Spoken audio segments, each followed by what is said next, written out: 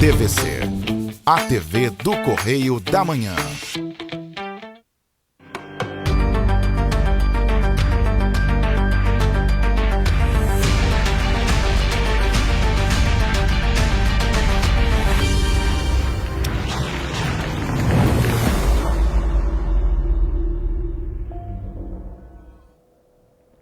Olá, sejam bem-vindos a mais um programa Abrindo o Jogo.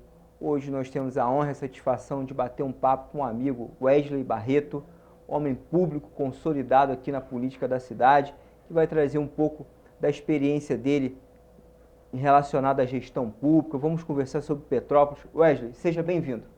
Bom dia, meu amigo Fidias. É uma honra estar aqui no seu programa. Obrigado pelo carinho, pelo convite. E vai ser muito bom a gente estar aqui trocando uma ideia hoje no seu programa. Com certeza. Vamos conversar sobre Petrópolis. Mas antes disso, Wesley, eu queria trazer uma dica aqui para quem nos assiste. Nós tivemos a oportunidade de participar da Conferência Gerações, uma conferência assim, que impactou todo o público que teve lá na Vila da Penha, na Igreja Cara de Leão, mas foi um evento aberto. Sim. E que a gente contou com a presença da família Brunet, sobretudo Sim. ali do Thiago. Pô, é uma coisa que impactou e que tocou no meu coração de eu trazer um pouco dessa sabedoria, do pouco que eu consegui assim, absorver de tanto conhecimento que teve lá, né, que foi distribuído. E aí eu trouxe aqui o livro Gerações, que é do Dário Brunet, pai do Thiago, um livro fantástico, já praticamente li a metade do livro, e o livro trata de bênção familiar, como criar os filhos, como prosperar no ambiente familiar, de forma espiritual. A gente fala prosperidade, mas prosperidade no sentido amplo, Claro. No sentido espiritual. Então, assim, a dica a dica do mês de leitura é o livro Gerações, do Dário Brunet. Dá uma olhadinha na internet, pesquisa, fantástico livro, recomendo a leitura. Mas, Wesley, vamos bater um papo aqui. Primeira pergunta, quem é o Wesley Barreto?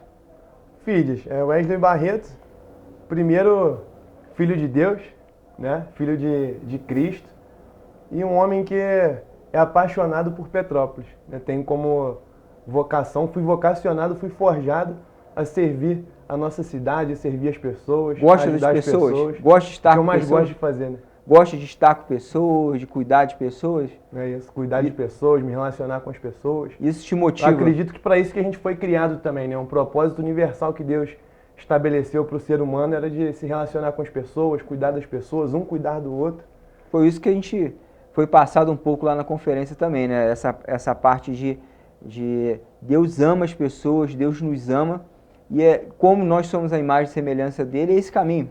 Sim, a família, que foi muito falado lá também nesse evento do Thiago Brunet, que foi a primeira Família instituição base. da Terra, né? Família é algo sagrado, é a base de uma sociedade, então tá tudo correlacionado. Com certeza. O Wesley tem já 13 anos já nessa caminhada. Então não é uma caminhada que começou ontem, de forma superficial, não. Já são 13 anos caminhando na vida pública. Fidias, a política sempre teve muito intrínseca na minha vida, né? Foi algo que foi vocacionado, que Deus forjou em minha vida, a política. Há mais de 13 anos que eu venho trabalhando, comecei muito jovem, né, no campo político. E eu lembro, Fidias, que na minha adolescência eu já tinha esse instinto para a política, né? Eu lembro que ali na minha adolescência eu já parava para assistir as propagandas eleitorais, para poder assistir os debates públicos, os debates políticos ali entre os candidatos, entre os políticos da época. Então isso aí estava já na minha veia. Não tenho nenhum familiar político, né? Meu pai e minha mãe são comerciantes, não são envolvidos diretamente com a política, são pessoas sim que são preocupadas Cidadãos, com né? as questões sociais, exercem a cidadania deles. Cumprem os deveres, estão preocupados com o próximo, mas efetivamente a concorrer a um cargo público... Não vim de família política, mas isso aí já veio assim intrínseco na minha vida, a política. Então há 13 anos que a gente vem trabalhando aí por Petrópolis. Então essa questão, aquele dito, política não se discute, isso está por fora.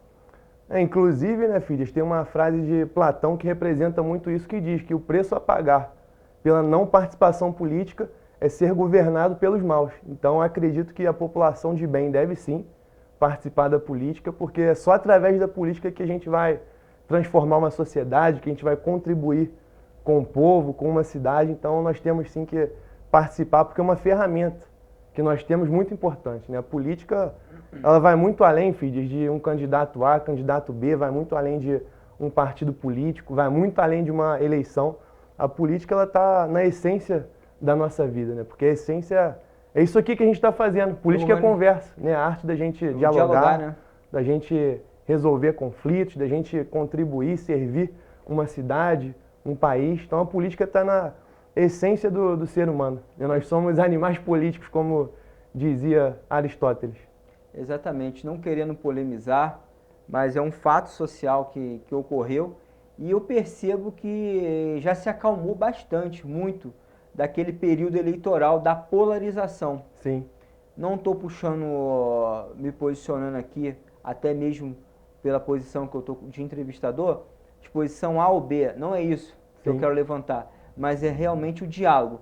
Sim. Não o lado A, não o lado B, mas o diálogo que se pode chegar na construção de uma sociedade justa, fraterna e trazer isso no campo prático de melhorias para a qualidade de vida das pessoas. Como é que você entende essa polarização, o diálogo? Qual a importância de chegar num bem comum para a sociedade? Então, Fides, a política, ela é a arte do diálogo. Eu acredito também que a política é, sim, uma guerra, um local que a gente se posiciona, que a gente defende os nossos ideais, só que é uma guerra através do diálogo.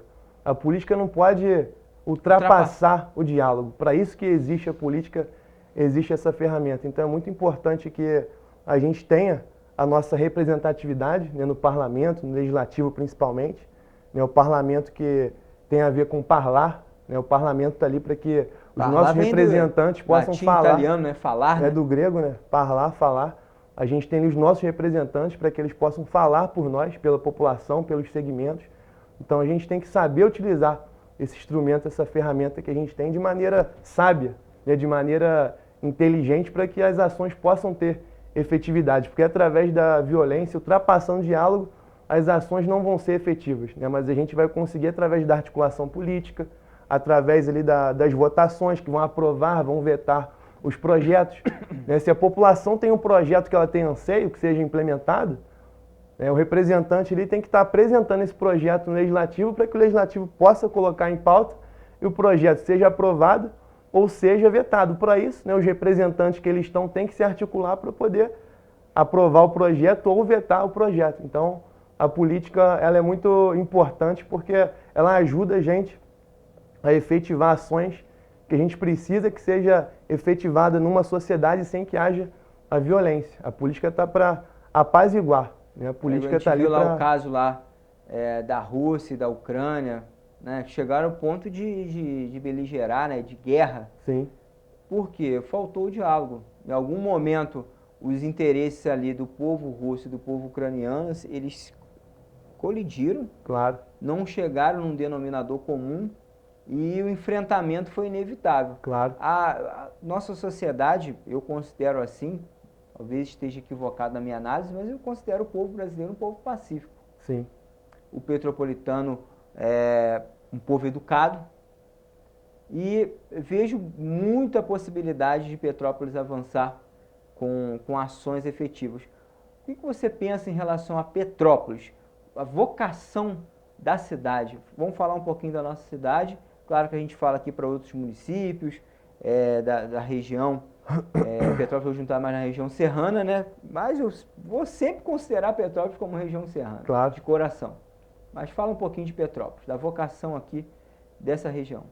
Petrópolis foi considerado agora como um município da região metropolitana. Isso. E achei bacana, Fides, que você falou sobre a população petropolitana, que é um povo ordeiro, um povo educado. Realmente, Petrópolis tem essa cultura, né, de ser um povo pacificador, um povo ordeiro. E os dados mostram isso também, porque Petrópolis, mesmo com tantos problemas, ainda é uma cidade que tem uma qualidade de vida muito boa. Né? Dos nossos municípios limítrofes aqui, Petrópolis é o município mais desenvolvido. Né? Petrópolis foi considerada a cidade mais segura do estado, a 6ª cidade mais segura do Brasil, né, pelo IPEA, o Instituto de Pesquisa. E Petrópolis tem uma vocação muito grande, mesmo com todos os problemas que o petropolitano enfrenta no dia a dia, a gente ainda tem uma cidade com uma alta qualidade de vida e temos também muitos potenciais. E esses potenciais precisam ser explorados. E Quais seriam eles? Agora eu fiquei curioso, agora eu quero saber quais seriam os potenciais principais na tua visão que Petrópolis tem para se desenvolver. As vocações aqui de Petrópolis, Fides, elas são muito diversificadas, né? Nossas vocações vão desde a tecnologia, a indústria, o comércio, até a área agrícola, o agro, que também é existente aqui no nosso município. Tem uma forte pujança lá no Brejal, no Caxambu, na Posse. São pessoas, famílias ali, às vezes uma empresa familiar, né? Aquela cultura familiar ali. Cultura familiar. Né? De exploração. Eu lembro muito na passagem que eu tive pela Secretaria de Educação e existe uma lei que é o PNAE, o Programa Nacional de Alimentação Escolar, e que ele determina que partes, né, a porcentagem da merenda escolar seja adquirida por produtores rurais. Sim, para poder fomentar aqui. Exatamente, o fomento, a agricultura. Então, assim, a gente tem isso também, mas me chama muita atenção a parte de tecnologia, queria que você falasse um pouco. Então, aqui no primeiro distrito, principalmente, né, Fides, a gente tem um polo tecnológico muito grande, né, que ajuda a nossa cidade, ajuda no desenvolvimento do conhecimento das pessoas, ajuda na educação, ajuda também na economia, na empregabilidade, no empreendedorismo. Aqui no primeiro distrito, por exemplo, a gente tem lá no Quitandinha um polo tecnológico que muita gente não conhece. Mas a gente está aqui para falar um pouco sobre isso, porque é importante a gente falar também das potencialidades de Petrópolis. Quais seriam esses polos tecnológicos de formação, de busca educacional? Então, lá no Quitandinha nós temos o LNCC, que é o Laboratório Nacional de Computação Científica, né, do Ministério da Ciência e Tecnologia, está sitiado aqui na nossa cidade, com o maior computador da América Latina, o supercomputador Santos Dumont, que serve para desenvolvimento de pesquisa. Temos também o Serratec, né, que são várias empresas ali voltadas à tecnologia. Inclusive, eu quero mandar até um abraço aqui para toda a direção do Serratec, o Guilherme, que é o presidente do Serratec, né, a Thaís, parceiros, Marcelo Cariús, que são parceiros, pessoas que a gente percebe que estão sempre aí lutando, trabalhando, né, para fomentar a tecnologia em Petrópolis. FAETERJ de Petrópolis também, né, que é uma faculdade. O que é FAETERJ? Eu já escutei falar, ouço falar de FAETERJ, mas explica para quem está em casa. Então, a FAETERJ é a Faculdade de Tecnologia do Estado do Rio de Janeiro, né, que está também sitiada aqui em Petrópolis, ali no Quitandinha, ligado à Secretaria de Ciência e Tecnologia do Estado. E parabenizar também minha amiga, né, Fides, não poderia deixar de mencionar aqui, a Lucimar Cunha, né, o Bruno Guingo, que fazem parte ali da direção da unidade e desempenham um ótimo trabalho. Inclusive, Fides, aqui em Petrópolis a gente recebe pessoas de outros municípios, inclusive da capital, para poder a gente fala fazer aqui curso ali na FAETERJ de Petrópolis, que oferece cursos voltados à tecnologia, né, tecnologia da informação, entre outros cursos que são da área da tecnologia. É importante que a gente fale para outras regiões, né? Nova Friburgo, Teresópolis, enfim. E é importante saber dessa possibilidade de cursar tecnologia da informação. Sim. Gratuito? É gratuito. Qual o preço disso? Não tem? É gratuito, a pessoa faz vestibular, né? Tem um vestibular? Tem vestibular, a pessoa passa pelo vestibular e ela passando ali na prova, ela consegue acessar os cursos da FAETERJ. E a tecnologia, Fides, é algo que a gente tem que pautar cada vez mais, porque Petrópolis já é um celeiro tecnológico e o mundo também está caminhando para essa vertente já há alguns anos, né? A gente vive aí a 4ª revolução industrial da inteligência artificial e cada vez mais a gente tem que aguçar isso, porque a tecnologia está virando um meio... Está virando não, né? Já é um meio de conhecimento educacional e um meio também de empreendedorismo, de empregabilidade, né? De ganha-pão da população. Quantas pessoas aí têm empreendido através do mercado digital e têm tido uma renda, têm obtido sucesso na sua vida financeira, profissional. Então, a tecnologia não tem como mais ela viver paralelo à vida das pessoas, né? Todo mundo hoje tem que ter o mínimo de conhecimento na área. Eu acompanhei pelos meus colegas de imprensa, pela imprensa petropolitana, a cobertura ano passado de uma inauguração lá. Sim. O que foi inaugurado? Foi um laboratório? Pode trazer isso para a gente? Então, Fides, no ano passado... Que conquista foi essa, né? Reformulando aqui a minha pergunta. Não, foi uma grande conquista para a cidade, né? Ano passado, no ano de início de 2022, nós tivemos aqui em Petrópolis uma grande conquista que foi o nosso Hub de Inovação, que foi inaugurado ali na FAETERJ de Petrópolis pelo atual deputado estadual, Dr. Serginho, que na época era secretário de Estado de Ciência e Tecnologia, e atendendo um pedido nosso, ele inaugurou para a gente o Hub de Inovação, que é um espaço de convivência, né, entre os alunos da unidade e pessoas também que queiram estar ali participando, para que a tecnologia seja fomentada, novos projetos sejam idealizados, sejam fomentados, sejam desenvolvidos ali naquele ambiente. Eu não entendo nada de tecnologia, mas eu vi ali uma impressora 3D, eu fiquei encantado. Tinha mesmo? Tem mesmo? Tem equipamentos tecnológicos de última ponta. Geração, De última impressoras ponta. 3D, notebooks, computadores, toda essa estrutura, tudo modernizado. Não é uma faculdade que está desaparelhada, não, ela tem estrutura. Não, tem estrutura e inclusive é referência na região metropolitana, na região serrana, nos municípios. Praticamente o garoto entra ali, a menina entra ali e já sai praticamente empregado. Ela muita possibilidade. Sai com muita capacitação para ingressar no mercado de trabalho, porque hoje, filhas, o mercado ele pede esse desenvolvimento tecnológico nas pessoas. O mercado da tecnologia deixa de empregar muitas vezes porque não tem mão de obra. Hoje está faltando mão de obra no mercado da tecnologia. Então a pessoa que ela ingressa nesse campo tecnológico para se qualificar, ela sai na frente no mercado de trabalho porque o mercado está pedindo pessoas qualificadas nessa área. Entendi. E Petrópolis tem essa vocação, né? Sim. Tem essa vocação. Eu digo isso porque nossa cidade ela é montanhosa, em vales, né? E para você realmente ter aqui indústrias pesadas não comporta. Concorda comigo? Claro, e falando até dessa questão aí dos vales, do meio ambiente de Petrópolis, a gente percebe no 4º e 5º distrito principalmente, ali para Itaipava, Pedro do Rio, Posse, Secretário, um potencial muito grande que a gente tem ambiental, sustentável, que é a vertente do ecoturismo, do turismo ecológico, né, das cachoeiras que nós temos, toda região, né? Toda essa riqueza que nós temos em meio ambiente em Petrópolis, que também é utilizado de maneira sustentável para a economia da cidade. Então, por isso que eu disse aqui no início que a nossa vocação é muito diversificada. Petrópolis é uma cidade rica. Inclusive, em relação a recursos que a nossa cidade tem, o nosso município é privilegiado. A gente tem um recurso orçamentário anual de 1 bilhão e 700 milhões para o poder público poder aplicar. Então dá para aplicar na saúde, na educação, na segurança, no transporte público. A gente vê outros municípios limítrofes aqui ao nosso que não tem nem 1/3 do que Petrópolis tem em recursos e estão realizando um excelente trabalho. O município de Areal, por exemplo, a gente tem lá o prefeito Gutinho, meu amigo, que é referência no estado, como gestão, como uma prefeitura que realmente investe na cidade. Então dá para fazer, filhos, quando a gente tem gestores públicos que prezam pela transparência, prezam pela aplicação do recurso de maneira responsável, dá para fazer. Eu vi que no seu currículo aí você é formado em gestão pública. Sim. Qual a principal aptidão, característica que um gestor público tem que ter, na tua visão? Então, uma aptidão importante que o gestor público sempre frisar, ele deve prezar, priorizar, é a transparência pelo recurso público, pela coisa pública. Os recursos públicos estão disponíveis, né, filhos, para cada secretaria, né, o orçamento da prefeitura é distribuído. Posso sair gastando da minha conta? Quero fazer isso, quero fazer essa escola, sair gastando, não pode. Não, claro que não, a gente tem a lei de responsabilidade fiscal que inclusive impeachmentou até uma presidente da república, né, alguns anos atrás pela pedalada, né? Pedalada fiscal para poder ele fazer aquela manobra e utilizar o recurso acima ali do previsto. A gente tem uma LOA, que é a lei orçamentária anual, a gente tem a lei de diretrizes orçamentárias que devem ser respeitadas. Então tem todo um parâmetro ali para o uso do recurso público. Legalidade, temos também a lei do teto de gastos, né, que estão tentando aí derrubar a lei do teto de gastos para poder utilizar a verba pública aí de maneira desordenada.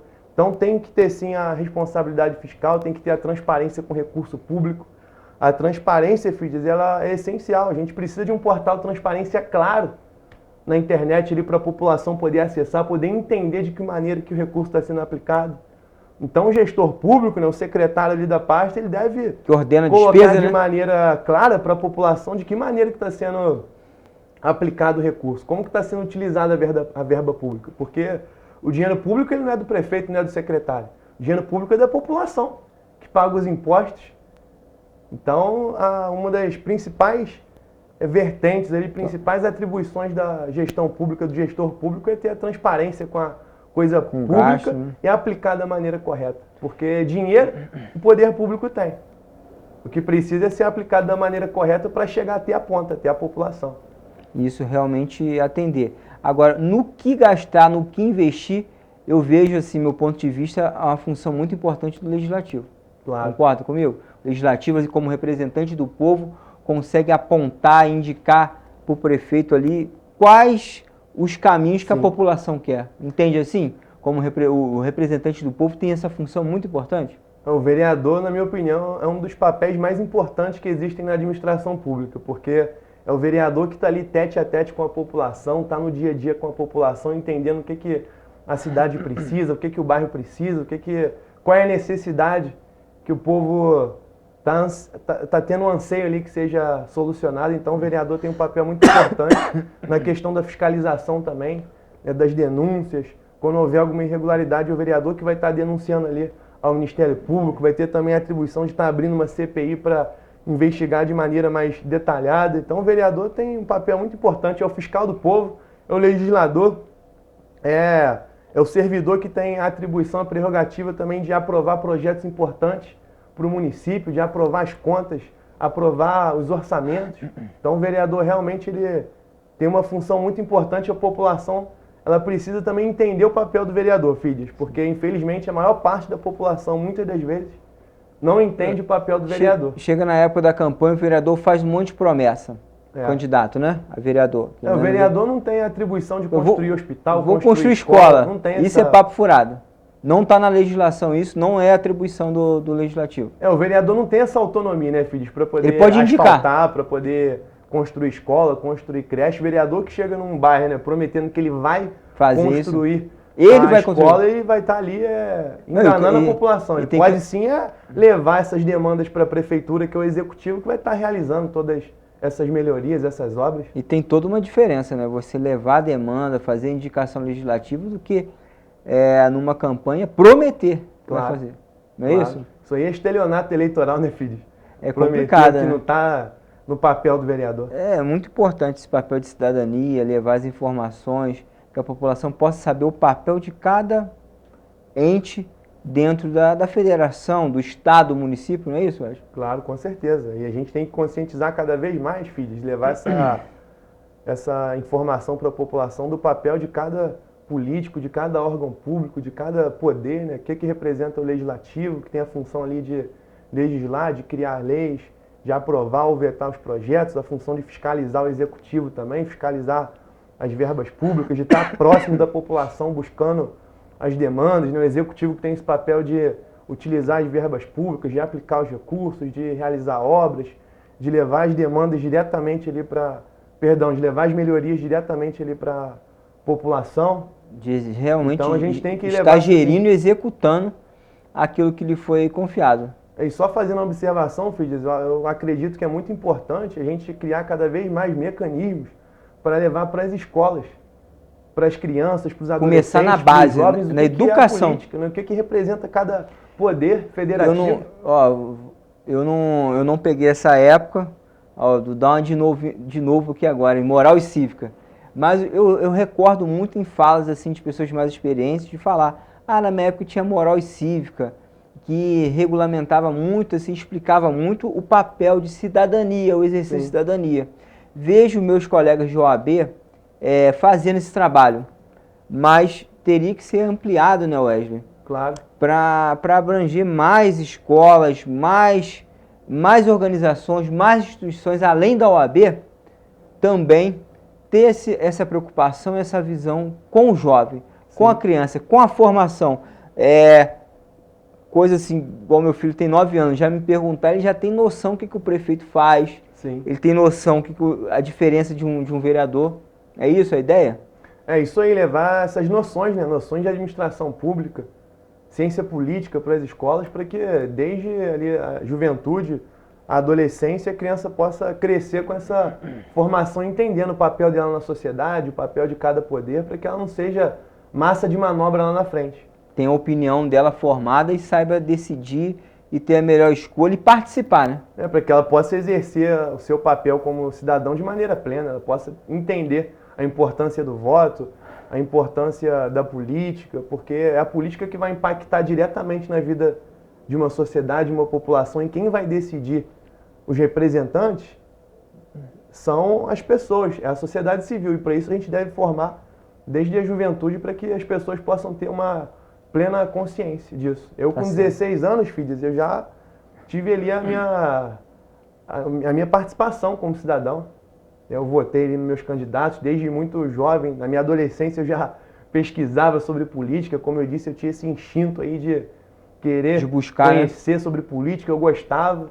Então, com 16 anos eu tive a oportunidade ali de Isso não tem votar. que ser a exceção, tem que ser a regra lá do Juventude lá atrás. Hoje, tua formação, homem formado, enfim, já com a tua família. Claro. Então, assim, mas isso tem que ser a regra, né, Wesley? Eu vou te pedir licença, nós vamos voltar dentro de um minutinho, o papo tá bom, tá agradável, mas a gente precisa dar o primeiro intervalo aqui do programa Abrindo Jogo. A gente volta dentro de um minutinho com o segundo bloco do programa Abrindo Jogo. Até já!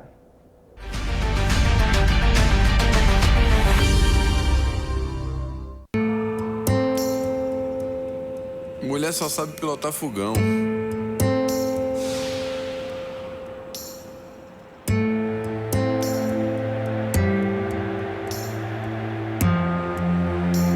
Desde quando a torcida respeita?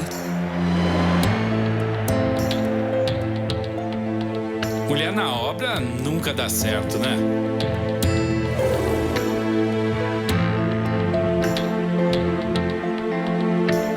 Nenhuma mulher chegou à diretoria. Está na hora de derrubarmos mais um rótulo: a desigualdade na política. Nós já tivemos várias conquistas, mas precisamos ir em frente. Faça você parte das decisões do seu bairro, da sua comunidade, do seu município. Quanto mais participação feminina na política, mais democracia.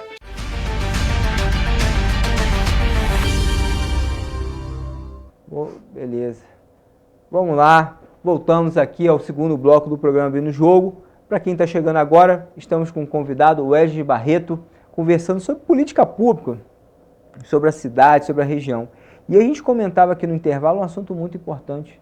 Um assunto que no dia 15 de fevereiro completou um ano das chuvas e dia 20 de março teve aquela segunda chuva, Sim. que foi muito complicada. Comentar um pouquinho a atuação do amigo, do gestor público, nessa ocasião, Wesley, como petropolitano também. Filhos, confesso que foi o momento mais triste da minha vida. Creio que da maioria dos petropolitanos. A gente vê a nossa cidade no estado que ela chegou com aquela chuva, aquele dilúvio, né, que assolou a nossa cidade. Foi um momento muito triste, fui muito impactado com tudo que aconteceu, mas em meio a uma tragédia, em meio a uma guerra que a gente acabou sofrendo, a gente não pode ficar de braços cruzados. Então, no mesmo dia, todo mundo ali já teve esse Empenho, intuito, né? Essa intuição de ir para as ruas, poder ajudar da maneira que pudesse, e a gente partiu para cima para poder ajudar as pessoas, poder servir a nossa cidade, amenizar os impactos negativos que assolaram a vida das pessoas. Mobilizamos aí os nossos amigos, voluntários, o nosso grupo para poder estar ajudando a população. E de fato, desculpa, Wesley, a gente tem que reconhecer e honrar aqueles que realmente, com muito amor, lideraram pessoas, lideraram situações e se colocaram à disposição. Queria mandar assim, um forte abraço, sei que ele está em São Paulo agora, pastor Wallace, pastor Elaine. Foram guerreiros. Não foram só eles, mas eles na condição de representante, de estarem liderando todo aquele movimento na Igreja Batista Atitude, que hoje muito bem lá é comandada aqui em Petrópolis pelos pastores Juliano e pelo pastor Arthur, que são amigos, queridos nossos, que estavam ali também no trabalho árduo, arregaçaram as mangas, foram para cima, organizaram todo aquele movimento ali de recebimento de cestas, não foi isso? Praticamente a igreja ali foi um dos principais polos de recebimento de doação. A Igreja Batista Atitude de Petrópolis está de parabéns pelo trabalho que foi desenvolvido. Todos os voluntários, desculpa aqui mais uma vez, mandar um abraço também para todos os voluntários que ali se doaram, se dedicaram, né? Com certeza. Não, a Igreja Batista Atitude de Petrópolis está de parabéns, não só pelo trabalho humanitário que foi desenvolvido durante as chuvas, mas pelo trabalho que é feito continuamente, né, diariamente, ajudando as pessoas, servindo a nossa cidade. O que seria, né, filhas, do Brasil, das cidades, dos estados sem as igrejas? O trabalho que as igrejas fazem no Brasil supre até a falta de, falta de capacidade, né, do poder público. De chegar, se não fossem as igrejas, o poder público estaria muito mais sobrecarregado, porque são pessoas que são retiradas das drogas, pessoas que são resgatadas, pessoas que são libertas de depressão, de suicídio, então acaba amenizando também a saúde pública, acaba ajudando nas questões sociais, emprego, na fome. A Batista Atitude tem ajudado centenas de pessoas capacitação, com cestas básicas, tem matado a fome de quem precisa. Então, a igreja eu vejo como a principal ferramenta de transformação social, de ajuda humanitária e de desenvolvimento do Brasil. E que seja exemplo, né, para outras instituições e, sobretudo, para o poder público. Claro. E em relação à tragédia que você falou, Fides, eu nunca vi na minha vida também uma cooperação de ajuda humanitária tão grande, né? Foram as igrejas, foi o poder público, foi a própria sociedade civil, pessoas se mobilizando voluntariamente, foram as ONGs, instituições filantrópicas, diversas entidades aí, a toda a população, municípios vizinhos nossos, né, vieram aqui para a nossa cidade para nos ajudar, né, o governo do estado, o governo federal, todo mundo aí trabalhando conjuntamente para poder reconstruir a cidade, ajudar os que foram afetados. Então eu fiquei muito assim feliz em ver que existem pessoas boas também, filhos. Infelizmente muita gente está desacreditada das pessoas, muita gente está desacreditada da política, desacreditada das igrejas, mas quem acompanhou de perto tudo o que aconteceu viu que ainda há esperança, e a esperança somos nós. A esperança somos nós agindo e atuando conforme Jesus, né, nos determina. Eu vi também que o nosso governador, Cláudio Castro, foi um dos primeiros a estar aqui, né? Foi um dos primeiros a chegar, atuar, arregaçou a manga. O governador Cláudio Castro, o governo do estado enviou para o município aproximadamente 700 milhões de recursos aqui para serem aplicados em obras, em prevenção de desastres. Então, recurso para ser aplicado teve. E também, além do governador, Fides, quero frisar aqui que durante a tragédia a gente solicitou para o atual deputado estadual, Dr. Serginho, apoio para o nosso município, enquanto secretário de Estado de Ciência e Tecnologia que ele estava. Na época nos ajudou muito, trazendo toneladas de doações aqui para as pessoas que foram afetadas. O deputado federal Carlos Jordi também, acionei o deputado para estar ajudando aqui o município, mandou um recurso para a gente de R$920 mil em emenda parlamentar para ser aplicado aqui na saúde de Petrópolis. Jordi. Então a gente conseguiu muitas parcerias que foram benéficas aqui para a nossa cidade durante esse período difícil que a gente acabou vivendo. E, infelizmente até hoje a gente observa as marcas, né, Fides, das tragédias. E andando pelos bairros da cidade, andando pelo Chácara Flora, Vila Felipe, Alto da Serra, Sargento Buening, Caxambu, vários bairros aí que foram afetados. Rua Itália também, lá na Vila Militar. Mandar um abraço aqui para o meu amigo Rodrigo, que é mestre de jiu-jitsu, morador ali da Rua Itália, no Vila Militar, que foi afetado e está lá parado até hoje. Não teve obra, não teve nenhuma intervenção do poder público. E a gente solicita, a gente clama ao poder público que isso seja prioridade, filhos, do nosso município, seja a reconstrução de Petrópolis, porque infelizmente até hoje ainda existem locais que não foram reconstruídos. É um ponto agora que eu queria tocar com vocês, justamente esse, reconstruir, recomeçar. Como é que nesse um ano, qual a sua visão assim, desse momento de reconstrução e quais os melhores caminhos para Petrópolis tomar? Porque não basta, Wesley, a gente ver que eu estou vendo que os pontos de ônibus estão ficando bonitos, bem adesivados, nossa, uma arte gráfica muito bacana, mas só enfeitar ponto de ônibus para mim não é suficiente. Eu quero ver obras, eu quero ver como cidadão petropolitano, eu quero ver estrutura, eu quero ver enganjar essas pessoas que perderam emprego, esse mercado de trabalho que foi afetado, como retomar isso? Inclusive, qualidade de vida para o petropolitano. Não, inclusive, Fides, saiu uma matéria hoje na Tribuna mostrando que 32 lojas aqui no centro da cidade estão fechadas até hoje, depois da tragédia. E 150 na Rua Tereza fecharam estabelecimentos, fecharam as portas na Rua Tereza. Então, nosso comércio foi totalmente afetado pelas chuvas. E Petrópolis, Fides, nossa cidade tem o histórico, a nossa história marcou Petrópolis como uma cidade de veraneio, que recebia aqui os turistas, recebia aí também a família real aqui na cidade para passar o verão, mas hoje, infelizmente, a realidade que a gente vive é que as pessoas estão com medo de vir para a nossa cidade. Tem que ser trabalhado durante o isso, verão, né?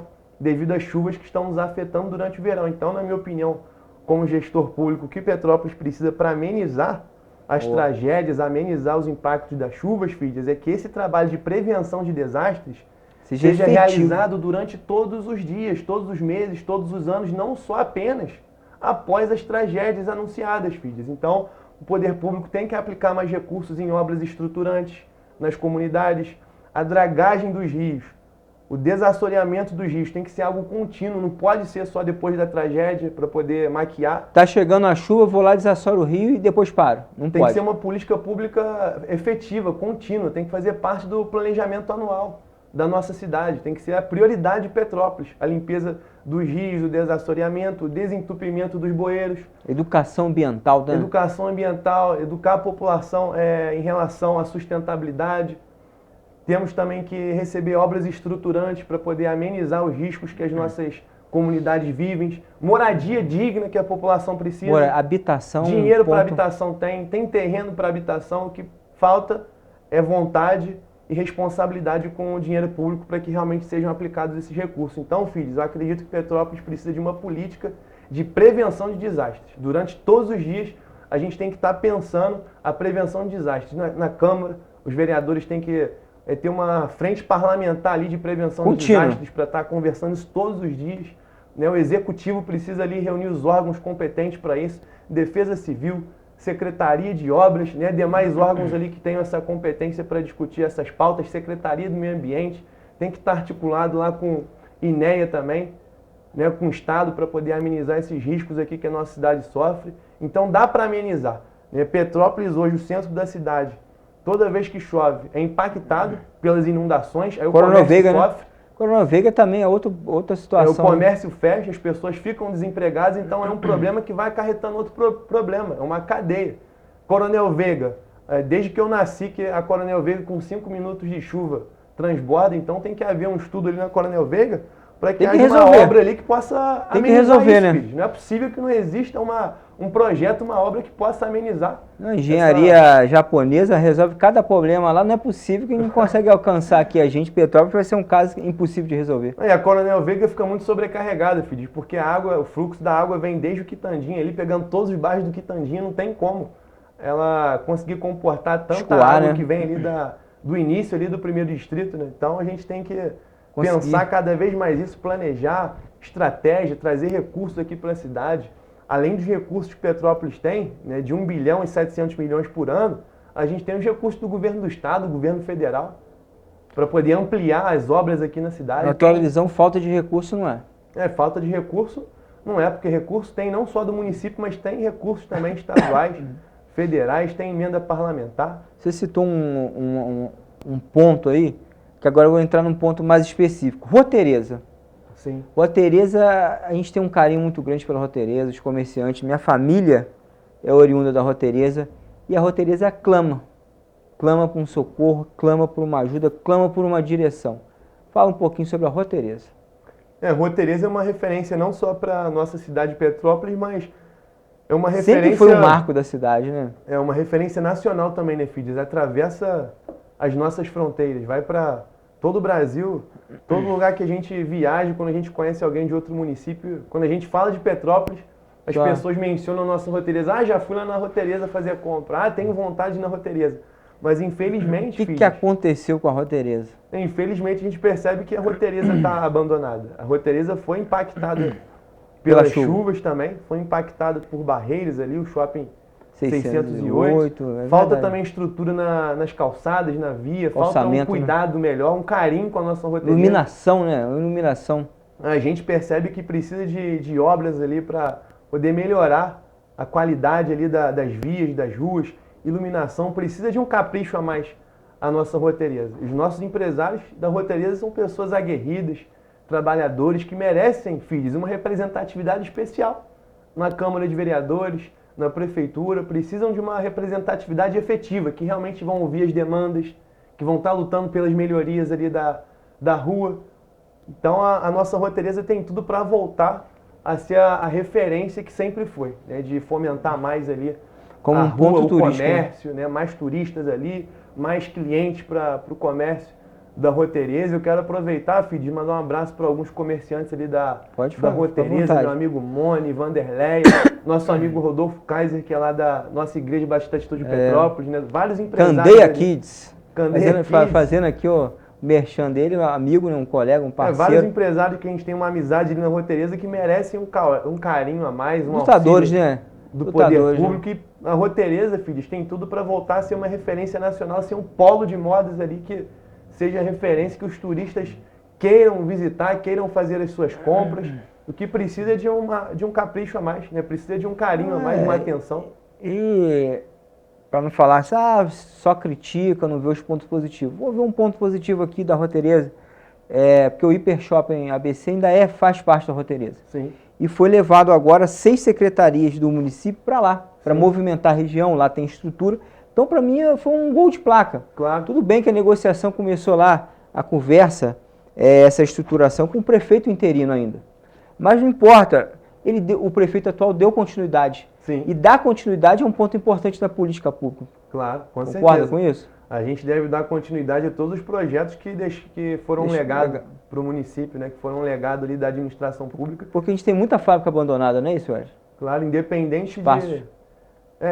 um ponto importante que você tocou, os espaços que a gente tem aqui, Fábrica Dona Isabel, ali próximo ali a Rua Tereza também, a gente tem espaços que podem ser fomentados. São Pedro de Alcântara, na fábrica ali no finalzinho da Coronel Veiga não, da Washington Luiz. Sim, sim. Indústria e comércio já é uma vocação da nossa cidade, a gente precisa potencializar, foi o que a gente disse aqui no início. Os espaços que estão ociosos, filhos, a gente precisa de parcerias para poder ocupar esses espaços, para poder levar desenvolvimento, levar indústrias, levar comércio, fábricas, para que a gente possa aumentar a empregabilidade na cidade. Teve uma matéria que saiu também esses dias aqui na imprensa petropolitana que nesse ano o índice de empregabilidade diminuiu. A gente teve uma alta taxa de desemprego, né? Cresceu o desemprego em Petrópolis. Então a gente tem que correr contra o tempo para poder amenizar isso, porque enquanto as pessoas estão sendo desempregadas, elas estão perdendo a qualidade de vida, estão perdendo ali acesso à dignidade. Então o poder público tem que ajudar a facilitar a vida das pessoas. Então tem que diminuir a burocratização no município, para a pessoa poder empreender em Petrópolis. A gente tem que facilitar a vida do empreendedor. É difícil. O poder público, filhos, não pode ser um burocrata, não pode ser uma ferramenta que vai atrapalhar a vida das pessoas. Tem que ser um facilitador, para que a pessoa possa empreender, possa abrir o seu próprio negócio, possa comercializar aqui na cidade e, com isso, gerar emprego e renda para a nossa população. Eu vejo, nesse ponto do emprego, eu vejo o transporte público um grande dificultador para isso. Nosso transporte público, as empresas, a prestação de serviço.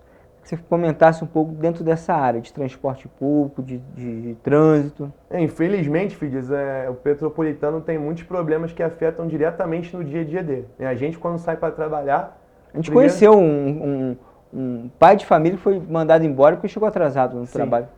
A gente, quando sai para trabalhar, a gente precisa de um ônibus de qualidade, a gente precisa de uma frota também efetiva para atender a demanda, e hoje a população petropolitana paga uma das passagens mais caras do estado do Rio de Janeiro e não tem isso em retorno em serviço prestado. Não tem conforto nos ônibus, os ônibus infelizmente estão precários, falta manutenção nos ônibus todos os dias, filhos, sem brincadeira, todos os dias tem um ônibus quebrado. A gente vê um ônibus quebrado pelas ruas de Petrópolis. Independentemente da empresa, tem um ônibus quebrado. Isso atrapalha a vida das pessoas, porque a pessoa precisa do ônibus para ir para trabalhar, precisa do ônibus para ir para casa descansar, e a pessoa fica ali tendo esse problema, sendo afetado pela má condição do transporte público em Petrópolis. Gera um estresse com o patrão, com o chefe, né? Sempre está justificando por que chega atrasado, por que não foi, porque, é complicado. E a população precisa do retorno disso, porque a passagem é cara, filhos. Então as concessões de Petrópolis são obrigadas a prestar um serviço de qualidade, e a gente precisa que o Legislativo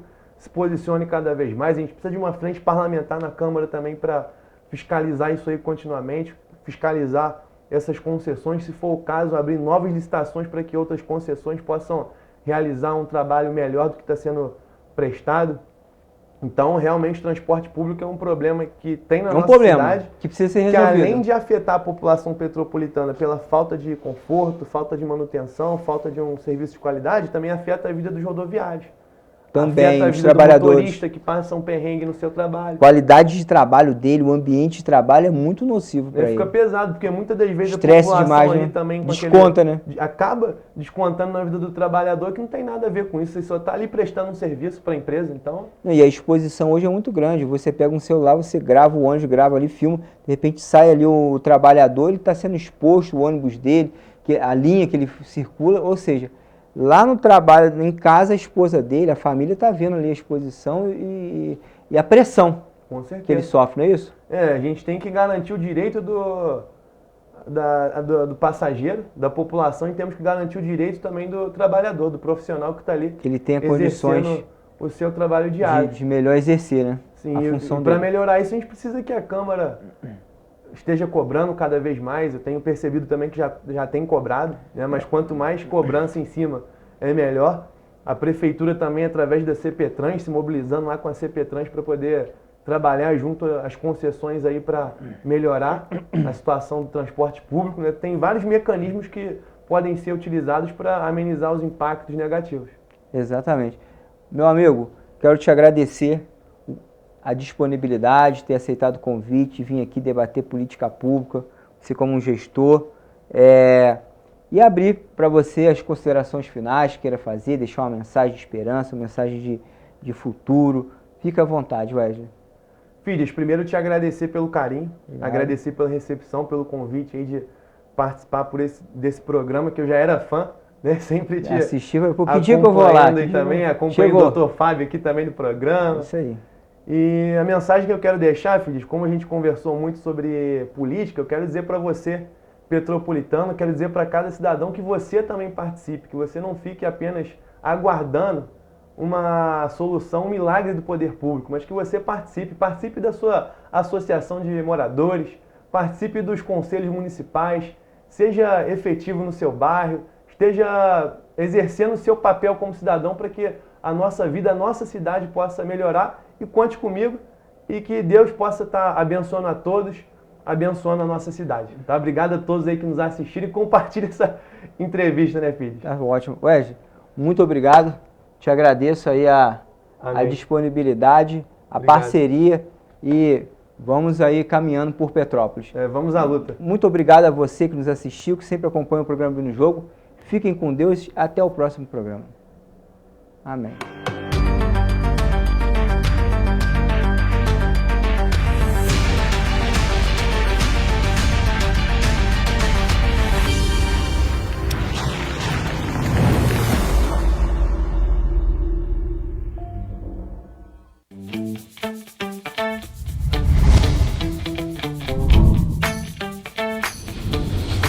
TVC, a TV do Correio da Manhã.